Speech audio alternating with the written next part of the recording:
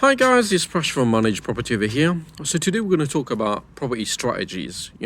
What does that mean to someone that's new, and what's the best way that can give you an insight of what it is, so that whenever you're thinking about joining it or thinking about putting your investment in it, how you should go about it. Now, bearing in mind these strategies there is so many of them.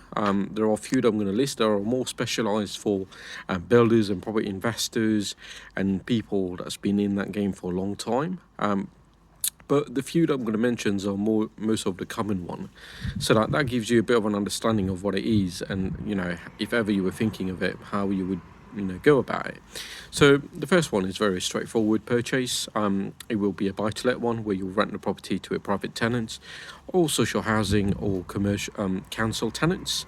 The other one would be acquiring a cheap property where you will be able to add some values and then sell it or flip it. Now, with regards to flipping itself, there is a lot of other strategies attached to that, which the builders tend to use, in flipping properties, and also assisting homeowners to sell their properties. Converting a property into an HMO, so a house with multiple occupancy, I can't say the word. The other one will be converting a property into a service accommodation. Staycation at the moment is a big thing on the agenda of a lot of people. So therefore, there are some people that are specializing in these, and they are doing it pretty good. Social media is over there, and some of these service accommodation at the moment are offering services better than a hotel, especially when you consider the price that you're getting for these kinds of units, where you get, in some cases, getting a whole house for the value of just a room in a decent hotel. So this is something that someone that's starting new didn't have too much capital, but that will be a good way to start in. Bearing in mind with regards to the market saturation and how many people are, or how many service accommodation will be in a certain area, and how would you market it and stuff like that. That's very important. So converting a residential into supported living units. We'll also look at converting a house into flats, ground floor, first floor with extension into the lofts. Then now we're talking about commercial properties. So commercial properties into residential. This is a new thing at the moment. Really good. Some of the commercial properties, when you look at the prices versus a normal residential property, there is a lot of gain in there that you can have if you use that strategy pretty well.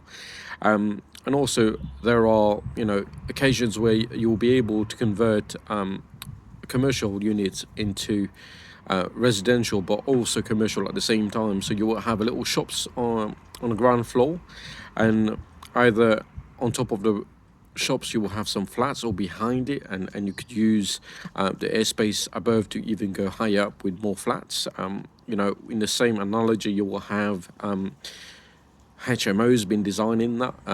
Some of the top-notch HMOs that will provide ensuite units would have these kinds of facilities attached to it, where you'll have your shop at the bottom, and then on top of it you'll have a couple of rooms on ground floor, even units of 10 to 15 I've seen, where it looks really, really good, and the return that you're getting on that kind of investment is really nice. But that's not for your beginner. That is more for experienced people that understand that kind of a market.